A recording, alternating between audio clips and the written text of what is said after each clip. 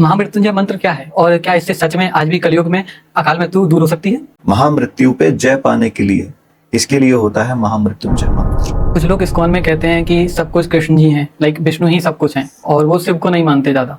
तो इस बारे में आपकी क्या राय है? श्री कृष्ण सब कुछ हैं, लेकिन ऐसा नहीं है कि महादेव कुछ नहीं है, भगवान राम कुछ नहीं है। और ये लोग अगर ऐसा मानते हैं तो ये गलत है।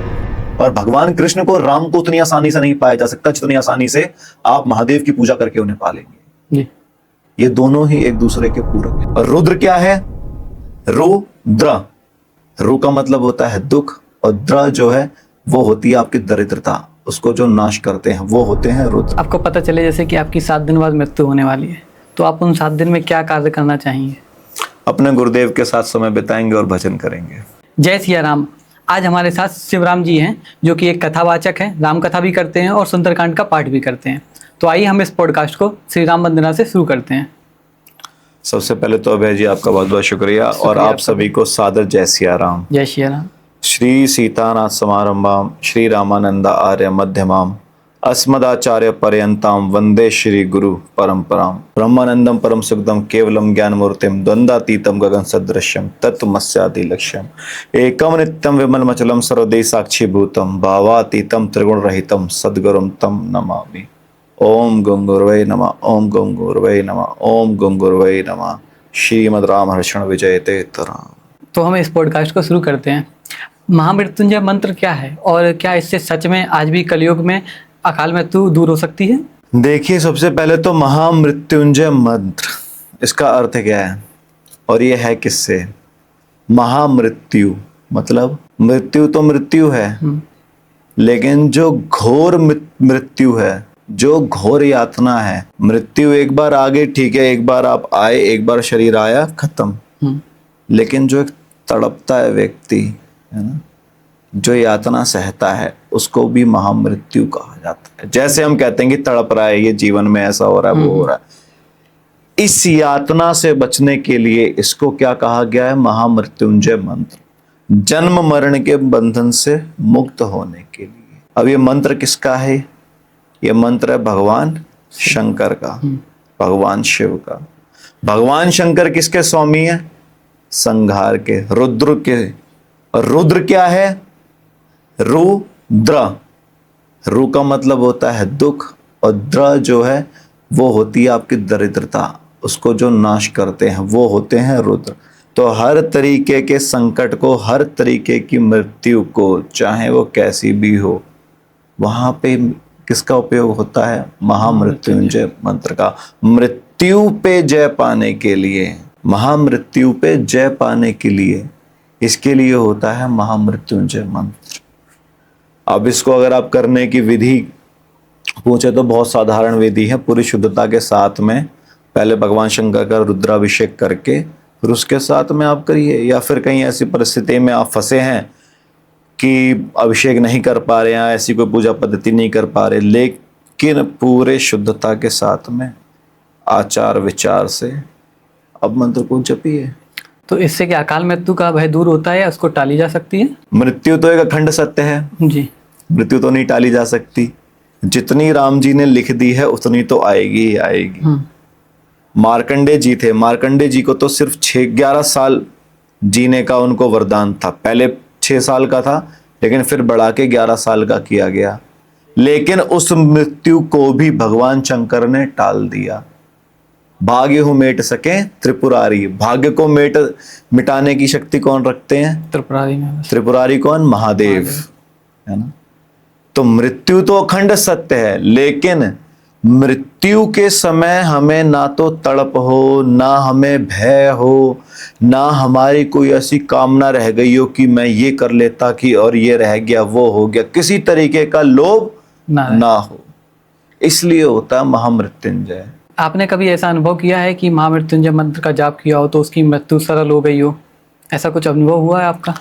अनुभव का ऐसा है कि अपने पर्सनल लेवल पे अपना नॉर्मल हमने करा है मंत्रों का जप, लेकिन ऐसे किसी अनुष्ठान के लिए करा हो या स्वयं अनुष्ठान के लिए तो कभी नहीं किया। लेकिन हाँ, ऐसे कुछ आचार्य लोगों को अपन जानते हैं कि जिन्होंने किसी के लिए महामृत्युंजय का मंत्र 1 हफ्ता लगातार किया था, नॉन स्टॉप। और वो कोई बड़ी विकट परिस्थिति थी जिनके लिए उन्होंने किया था।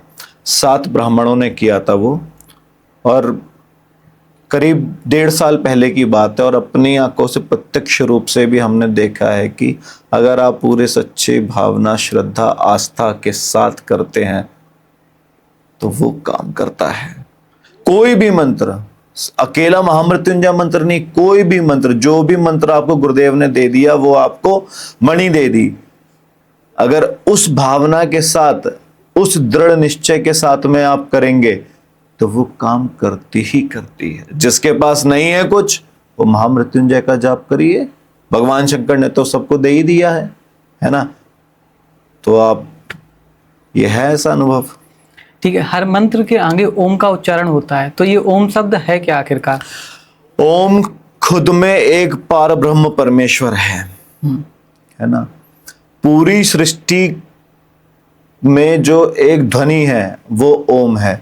ओम को हम और आप ऐसे मतलब बहुत कम शब्दों में डिफाइन कर ही नहीं सकते, और ना उस डेफिनेशन पे जाते हैं, ठीक है। लेकिन अगर बहुत छोटी मात्रा में अगर हम समझें तो ओम पूरी सृष्टि का रचयिता है, पालन करता है, संहार करता है। भगवान शंकर का नाद ओम है। भगवान शंकर से जब वेदों की ध्वनि आई थी, वेद शिवा शिवा वेदो, जब भगवान शंकर के डमरू से वेदों की ध्वनि आई तो उसमें सबसे पहले ओम की ध्वनि आई। अभी शायद आपको पता भी होगा कि बड़ा एक खबर चली थी कि नासा ने सूर्य की आवाज को रिकॉर्ड किया है, तो उसमें भी ओम ही आया था। सूर्य कौन है? सूर्य नारायण, सूर्य भगवान है, जिसको प्रत्यक्ष रूप से भगवान अगर देख रहे हैं तो आप सूर्य नारायण को देखो। पवन देव हैं, उनको महसूस करो। अग्नि देव हैं, वरुण देव हैं, जल देवता हैं, ये भी तो सब भगवान हैं जी। लेकिन प्रत्यक्ष रूप से सूर्य नारायण तब भी थे, आज भी हैं, और हमेशा अनंत काल तक रहेंगे जी। तो ओम का संबंध भी उनसे है। तो इसी कारण से ओम का हर मंत्र में उच्चारण किया जाता है। बिल्कुल, बिना ओम के कोई मंत्र होता नहीं है ना। ओम और आता है आपका एक रकार, रकारात जायते ब्रह्मा, रकारात जायते शंभु, रकारात जायते सर्वशक्ति है। रकार से ही सब कुछ है। रकार से ब्रह्मा है, रकार से विष्णु है, रकार से शिव है, रकार से ही आदिशक्ति जगदम्बा भवानी है, रकार से। और ये रकार क्या है? ये भी ओम ही है।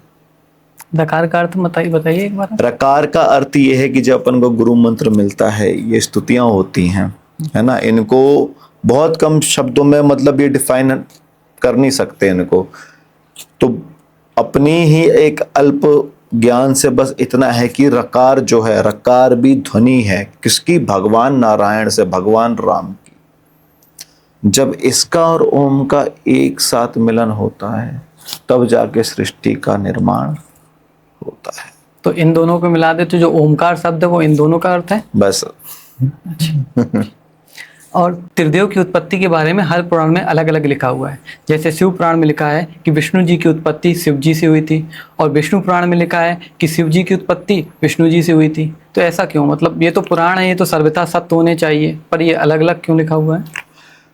देखिए, पुराण एक ही थे, वेदव्यास जी ने एक ही पुराण लिखा, लेकिन समय समय के अनुसार महापुरुषों, ऋषियों ने पुराणों को अलग अलग उसमें भागों में बांटा। वो इसलिए बांटा क्योंकि इतना बड़ा ग्रंथ कौन पढ़ पाएगा।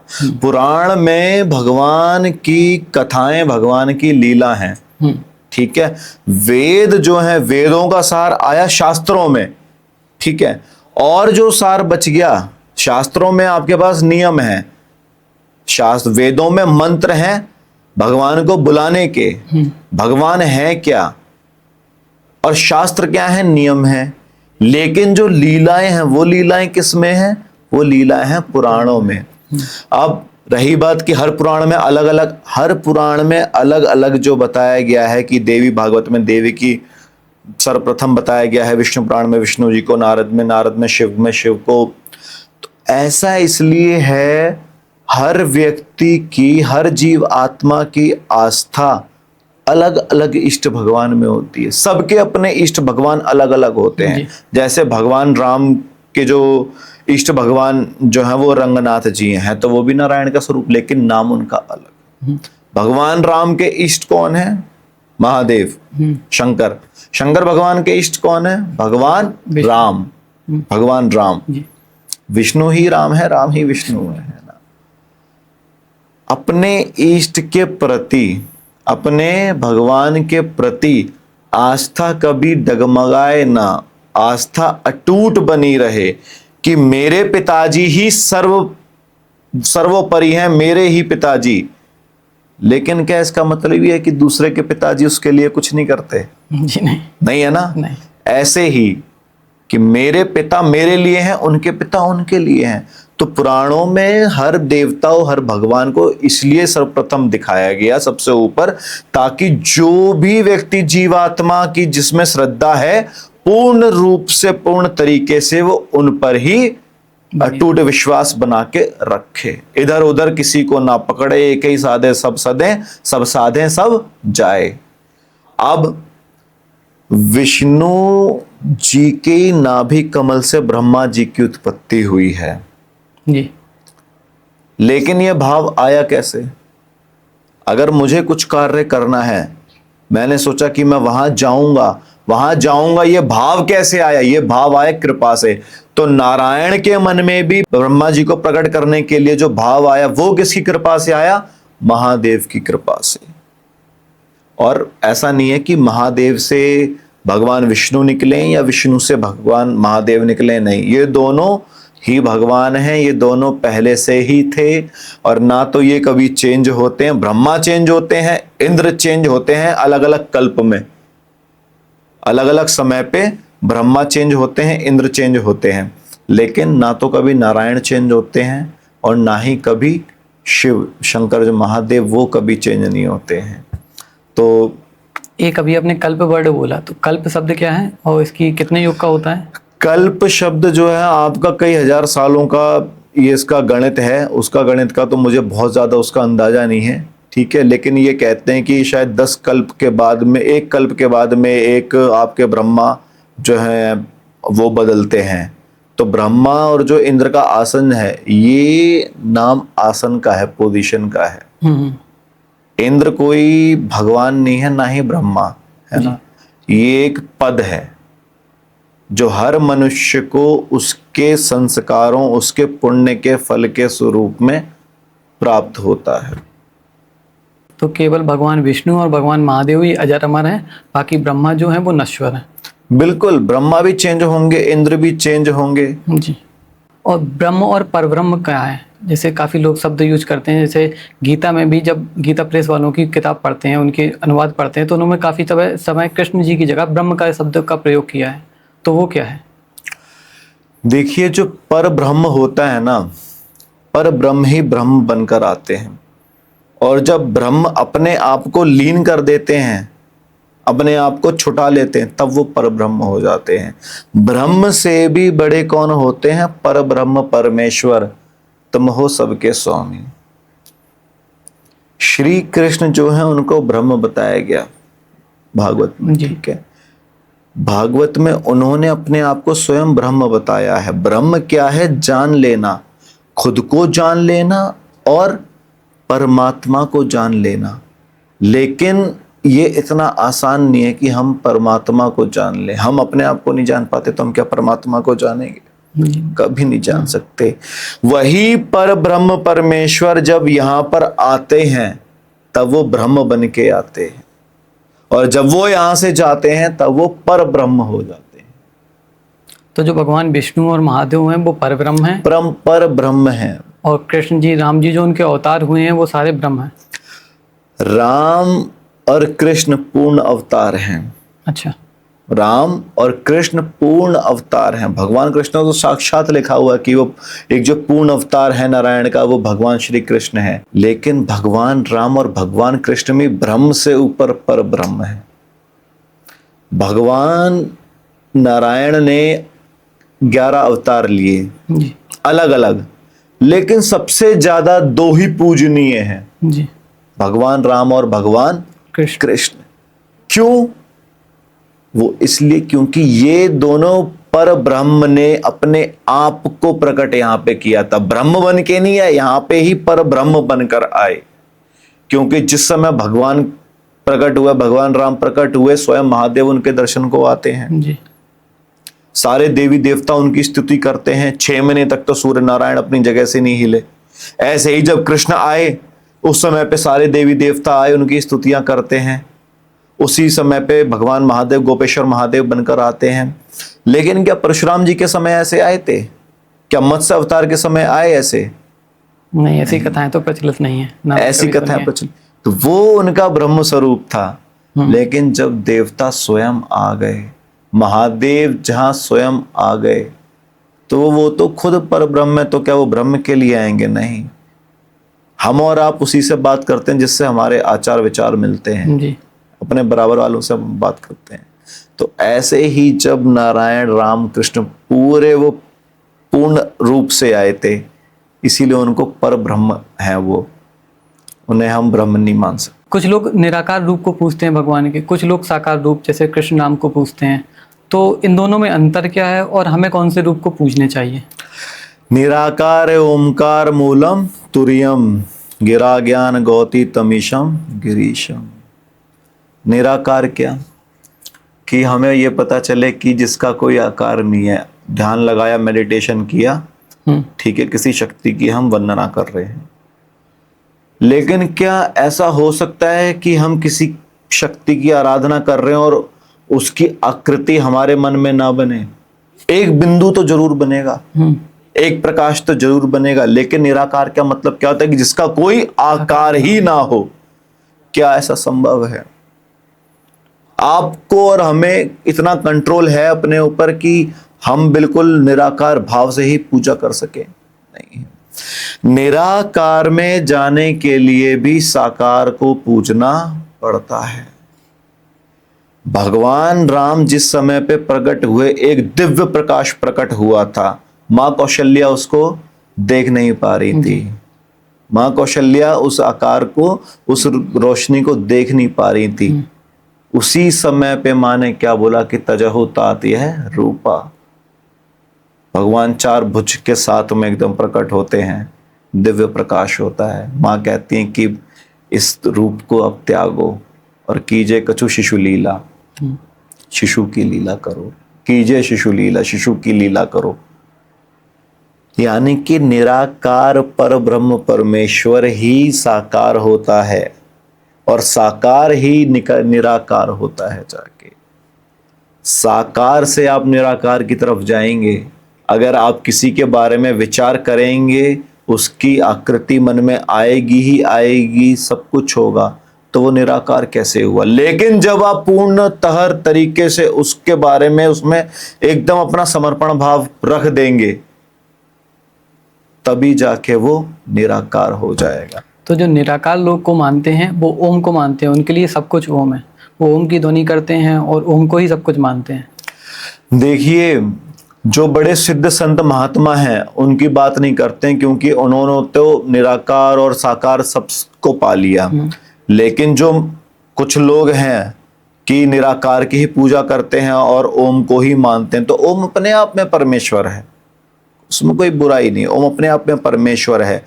लेकिन उसमें भी शायद कुछ लोग होंगे जिन्होंने साकार को तो जाना नहीं और निराकार को जानने चले गए, या कुछ लोग ऐसे हैं जिन्होंने साकार को जानने के बाद निराकार पे गए हैं। समाज में ये डिवीजन है। कुछ लोग कहते हैं कि हम तो निराकार की, ठीक है, निराकार की आप पूजा करिए, आपको साकार की करनी है करिए, लेकिन निराकार पे बिना साकार को पाए हुए नहीं जा सकता। तो जैसे किसी को पूजा करनी है तो वो किसी की भी कर सकता है। अगर उसे निराकार रूप अच्छा लगता है, ओम के प्रति उसकी रुचि है, तो वो उसकी तरफ भी जा सकता है, और जिसे साकार रूप अच्छा लगता है वो उसकी तरफ भी जा सकता है। आपको जो जैसा मन करे आप वैसी पूजा करिए, है ना। आपको निराकार में जाना है तो निराकार रूप से जाइए। निर्मल मन जन सो मोहे पावा, मोह कपट छल छिद्र ना भावा। मतलब भगवान राम ने क्या बोला कि निर्मल मन जिसका है वो मुझे पा सकता है, मुझे कपट और छिद्र नहीं पसंद। तो अगर आप निराकार की पूजा करते हैं लेकिन साकार को स्वीकार करके, और साकार की पूजा करते हैं निराकार को स्वीकार करके, तो आपकी पूजा सफल है। किसी को नीचा दिखाना या किसी के प्रति कम आस्था दिखाना या किसी को वो करके आपके गुरुजी हैं, लेकिन उनके साथ में जो और संत महात्मा है, बेशक गुरुजी ना हो लेकिन वो आपके गुरु तुल्य ही है। जी।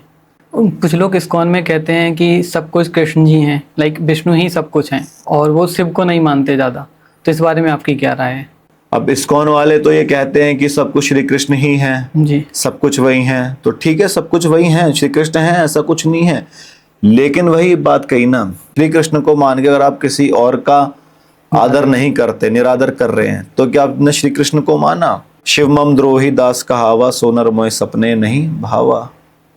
मतलब जो शंकर भगवान को अपना द्रोही मानता है और भगवान राम की पूजा करता है, भगवान राम ने खुद बोला ये कि जो मेरी पूजा करता है और भगवान शंकर से बैर रखता है, मैं कभी उसको स्वीकार ही नहीं करूंगा। ऐसी कितने राक्षस है जिन्होंने महादेव की पूजा करी लेकिन विष्णु को स्वीकार नहीं करा। रावण ने क्या किया? महादेव को तो उसने अपने उठा के ले आया था, महादेव को तो उसने अपने पास रख लिया था, लेकिन क्या कभी भगवान राम के प्रति आस्था दिखाई उसने? कभी नहीं दिखाई, कभी नहीं दिखाई। अंत में क्या हुआ? मिला हमें कभी गुरु बड़ ज्ञानी। मतलब जिस समय पे हनुमान जी रावण को समझाते हैं कि राम नर नहीं नर भूपाला, कि राम कोई साधारण मनुष्य नहीं है, वही पार ब्रह्म परमेश्वर हैं, क्या रावण ने उनकी बात को माना? नहीं। गुरु की आज्ञा को माना? नहीं माना। भगवान शंकर ही तो हनुमत स्वरूप में आए थे रावण को समझाने। इसीलिए श्री कृष्ण सब कुछ हैं, लेकिन ऐसा नहीं है कि महादेव कुछ नहीं है, भगवान राम कुछ नहीं है। और ये लोग अगर ऐसा मानते हैं तो ये गलत है, ये चीज गलत है, इसका खुल के विरोध हो। मैं तो करता हूं इसका विरोध। आप श्री कृष्ण को आप सबसे आसानी से कैसे मना सकते हैं? राधा जी को पूजा करके। राधा जी तो उनकी शक्ति है, या भोलेनाथ की पूजा करके, भगवान महादेव की पूजा करके आप श्री कृष्ण को जल्दी से पा सकते हैं। जी। ये बहुत गूढ़ रहस्य की बात है कि राम को राम की पूजा करके इतनी आसानी से नहीं पाया जा सकता जितना हनुमान जी की पूजा करके और महादेव की पूजा करके पाया जा सकता है। और भगवान कृष्ण को राम को उतनी आसानी से नहीं पाया जा सकता जितनी आसानी से आप महादेव की पूजा करके उन्हें पा लेंगे। जी। ये दोनों ही एक दूसरे के पूरक हैं। अब हम एक टास्क करेंगे जिसमें हमने कुछ संत महात्माओं के नाम एक पर्चियों में डाल रखे हैं, तो महाराज जी जो पर्ची चुनेंगे हम उन महात्मा के बारे में चर्चा करेंगे। ओके महाराज जी, इनमें से एक पर्ची उठाइए आप। एक ही उठानी है? हाँ। खोल ले। हाँ। आ जाओ। नीम करोली बाबा के बारे में। जी जी जी जी जी, नीम करोली बाबा। जी हम महाराज जी, अब नीम करोली बाबा के बारे में चर्चा करेंगे थोड़ी सी। देखिए, नीम करोली बाबा जो हैं वो युग संत हैं। वो ऐसे संत इस युग में बहुत ही कम आते हैं, जैसे अपने देवरा बाबा हुए, नीम करोली बाबा हैं, तो ऐसे संत बहुत कम आते हैं। इनका प्राकट्य ही समाज के लिए होता है। हनुमत स्वरूप थे हमारे नीम करोली बाबा जी महाराज जी, हमारे हनुमत स्वरूप थे। उन्होंने अपनी साधना से हनुमान जी को साक्षात पा लिया था, या फिर ये कहिए कि हनुमान जी के ही अंश यहाँ पे लीला करने आए थे, अपने भक्तों को जोड़ने आए थे। जो राम जी की सेना में वानर थे, जो राम जी की सेना में वानर थे, और यहाँ पे जो मनुष्य हैं जिनकी राम के प्रति और हनुमान जी के प्रति अटूट आस्था होती है, हम सब वही वानर ही थे। जी। उन वानरों को एकत्रित करने के लिए ही बाबा महाराज का, नीम करोली महाराज का प्राकट्य हुआ। इनका असली नाम क्या था? बाबा महाराज का असली नाम था श्री लक्ष्मण दास शर्मा, और इनका जन्म स्थान है आपका फिरोजाबाद अकबरपुर जिले में। फिरोजाबाद जिले में अकबरपुर गांव का महाराज जी का जन्म स्थान है। 11 साल की अवस्था में ही महाराज जी ने अपना घर त्याग दिया था, बाल विवाह हो गया था महाराज जी का, तभी उन्होंने घर त्याग के अपना गुजरात में ववनिया धाम है एक जगह, ववनिया, अब वहाँ पे उनका मंदिर और आश्रम तैयार हो गया है। वहाँ पर उन्होंने तालाब में तपस्या करी और वहाँ ये तलैया बाबा के नाम से भी विख्यात हुए। उसके बाद में महाराज जी ने लीलाएं अपनी और अपनी साधना को और ऊपर जो लेके गए, वो आपका नीम करोरी गांव जो फर्रुखाबाद जिले में है, वहाँ पे है। एक बार महाराज जी, सबसे विख्यात घटना यही है कि महाराज जी एक बार गंगा जी नहाने जा रहे थे, कहीं टुंडला से वो चढ़े थे और ये फर्रुखाबाद जंक्शन में ट्रेन जाती है वहाँ पे उतरने के लिए, तो बीच में नीम करोरी गांव आता है, ट्रेन वहीं से जाती है। तो महाराज जी के पास टिकट थी, लेकिन टीटी ने पूछा टिकट के लिए। महाराज जी अपनी युवा अवस्था में थे, करीब 18 से 20 साल की अवस्था थी इनकी। तो उन्होंने, महाराज जी ने मना कर दिया कि हमारे पास टिकट नहीं है, और महाराज जी को ट्रेन से चैन खींच के उतार दिया, और वो जंगल एरिया था। महाराज जी ने भी कहा कि ठीक है भाई, चला ले अब अपनी गाड़ी। तो वो गाड़ी 7 से 8 घंटे वहाँ खड़ी रही। बीबीसी पे ये घटना उस समय पे आई थी, 1940s के आसपास की बात है ये। अच्छा। बीबीसी पे ये घटना आई थी, जब वहाँ पे ट्रेन के इंजन भी बदले, फर्रुखाबाद से इंजन भी बुला के बदले, लेकिन गाड़ी 1 सेंटीमीटर नहीं हिली। तब गांव वाले भी इकट्ठे हुए कि इतनी देर से गाड़ी कैसे खड़ी, सब देखने आए।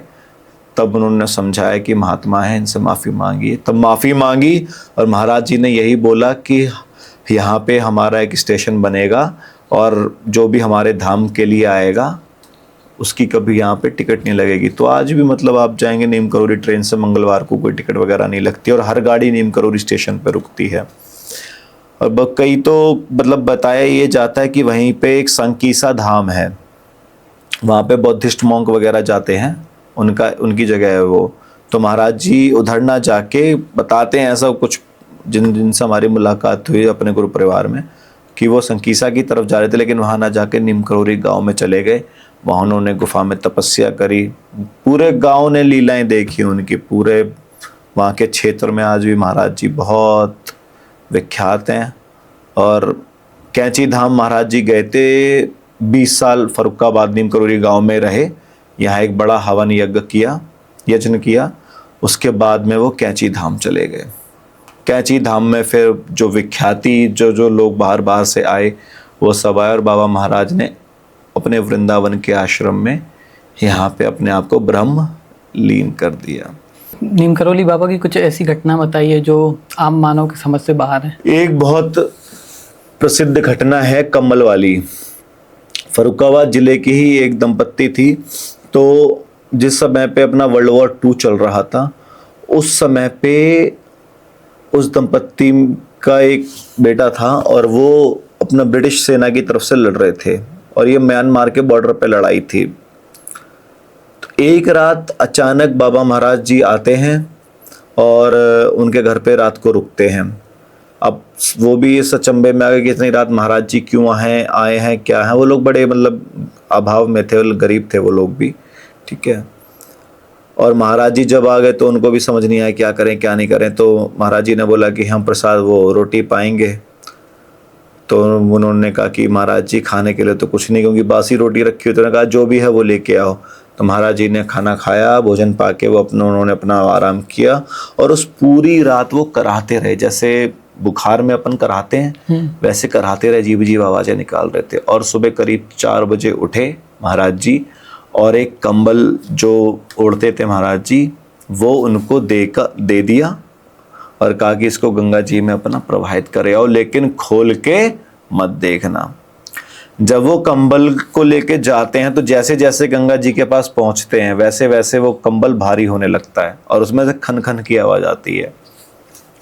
गंगा जी में छोड़ देते हैं कंबल, और महाराज जी कह देते हैं कि 1 महीने बाद तुम्हारा बेटा वापस आ जाएगा।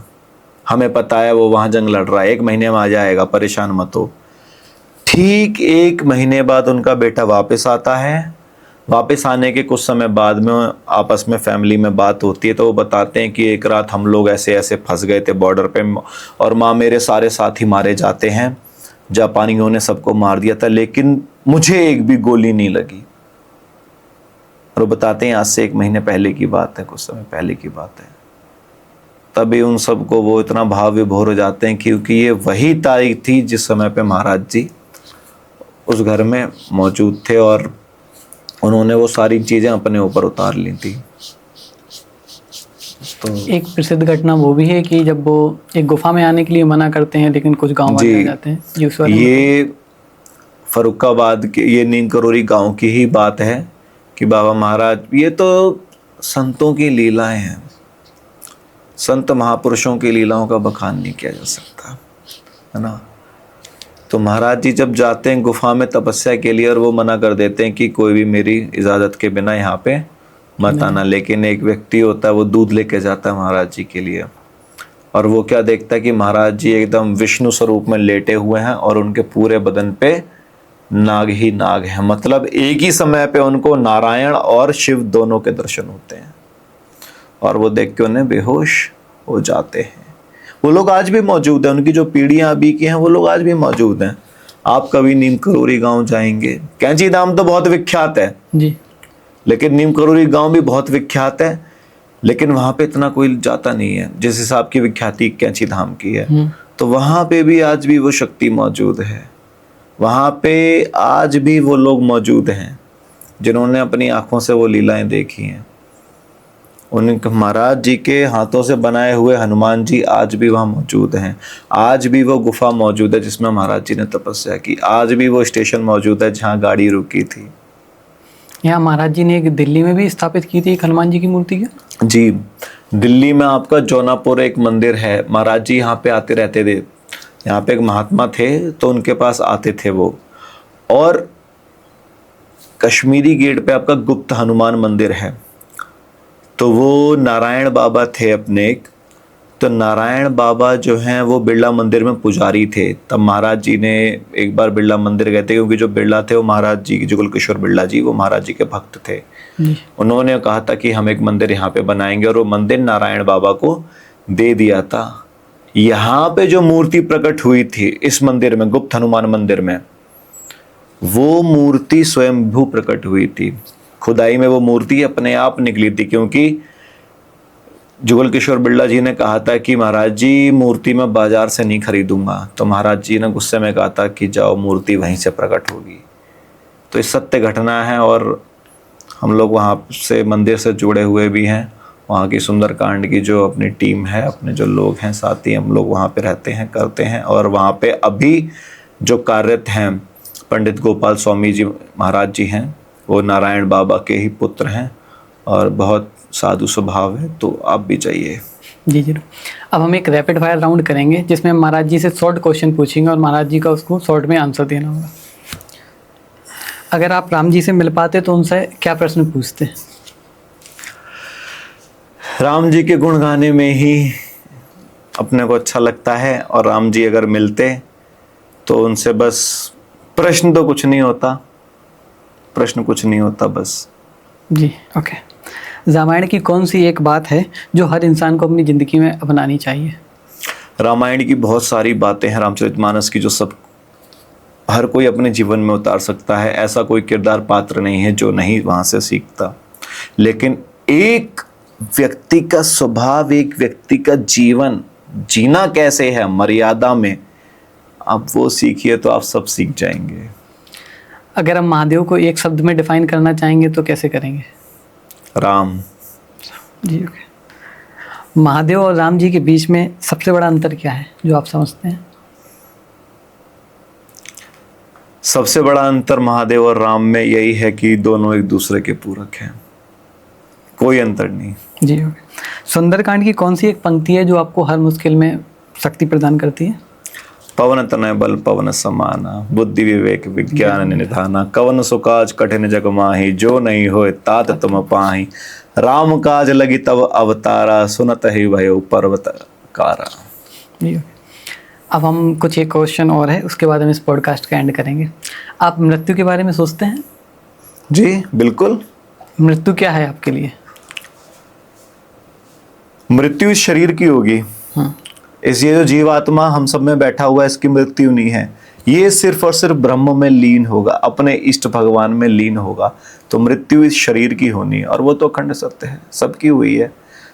मरता शरीर है, आत्मा नहीं। भगवान कृष्ण ने भी कहा ना कि आत्मा अमर है। आत्मा का कल्याण कैसे होगा, आत्मा का परमात्मा से मिलन कैसे होगा? आत्मचिंतन और भगवान के भजन में ही। भगवान के भजन में गुरुदेव के दिए हुए मंत्र को करने से होगा। जी, अगर आपको पता चले जैसे कि आपकी 7 दिन बाद मृत्यु होने वाली है, तो आप उन 7 दिन में क्या कार्य करना चाहेंगे? अपने गुरुदेव के साथ समय बिताएंगे और भजन करेंगे उन 7 दिन के लिए। जी, आपका बहुत बहुत धन्यवाद। आपका बहुत बहुत धन्यवाद, आप हमारी पॉडकास्ट पर आए और आपने इतनी अच्छी बातें हमारे साथ साझा की। अगर आप लोगों को महाराज जी के साथ एक और पॉडकास्ट चाहते हैं तो हमें कमेंट में बताएं।